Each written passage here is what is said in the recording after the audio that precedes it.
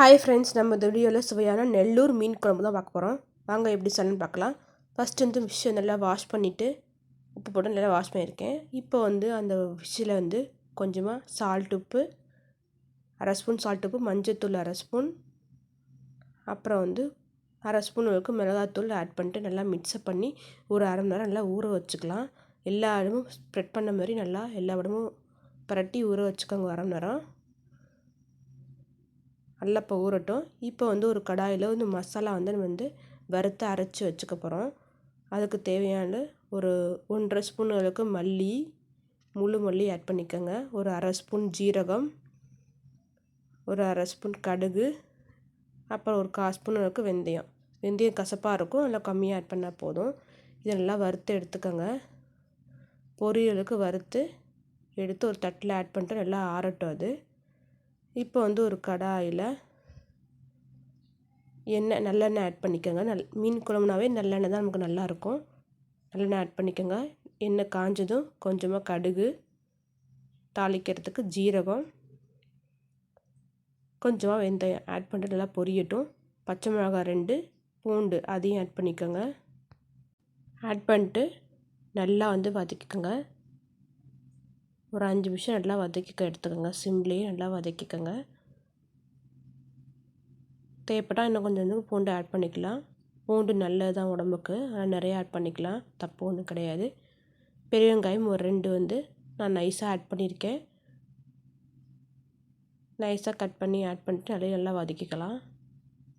சின்ன வெங்காயம் கூட நீங்கள் சேர்க்கலாம், அது உங்கள் விருப்பம்தான். கொஞ்சமாக உப்பு ஆட் பண்ணிக்கோங்க. ஆட் பண்ணால் சீக்கிரம் நமக்கு வந்து வெங்காயம் வதங்கும், சீக்கிரம் வெந்துடும். இப்போ நம்மளுக்கு நல்ல கலர் மாறிடுச்சு வெங்காயம். இப்போ வந்து அரை ஸ்பூன் அளவுக்கு மஞ்சத்தூள் ஆட் பண்ணிக்கலாம். அப்புறம் மிளகாத்தூள் சேர்த்துக்கலாம், அரை ஸ்பூன் சேர்த்துட்டு அதையும் நல்லா வதக்கிக்கலாம்.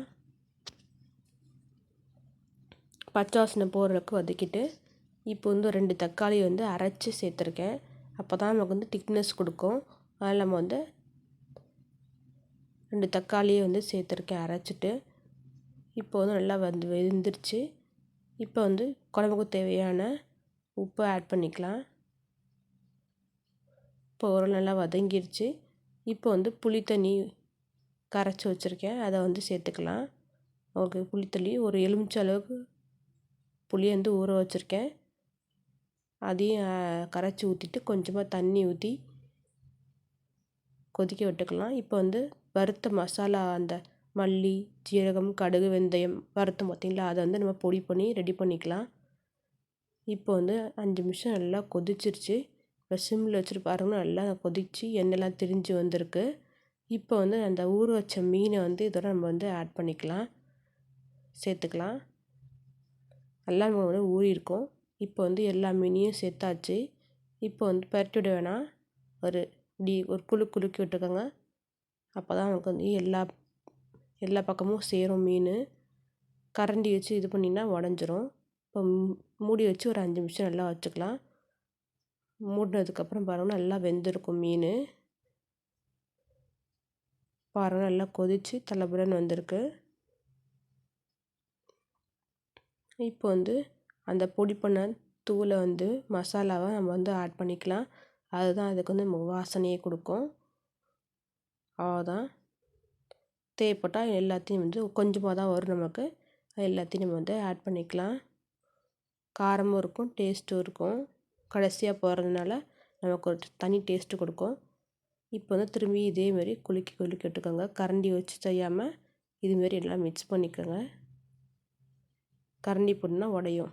கடைசியாக வந்து கொத்தமல்லி தூவி இறக்குனா அவ்வளோதான், ரெடி ஆயிடுச்சு சுவையான நெல்லூர் மீன் குழம்பு. நீங்களும் வீட்டில் இதேமாரி ட்ரை பண்ணி பார்த்துட்டு எப்படி இருந்துச்சு கமெண்ட் பண்ணுங்கள்.